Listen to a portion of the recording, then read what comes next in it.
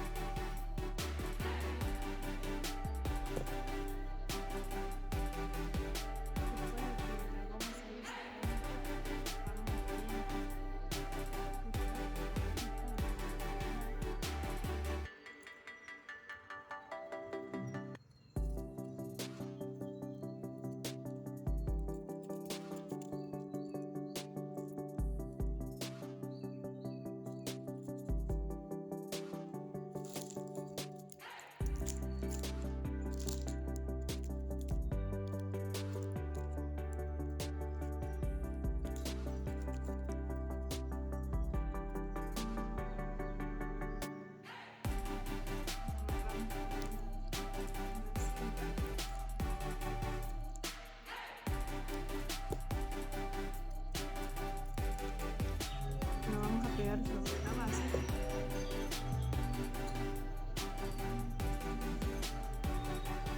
Y queremos ahora sí pegar sobre la base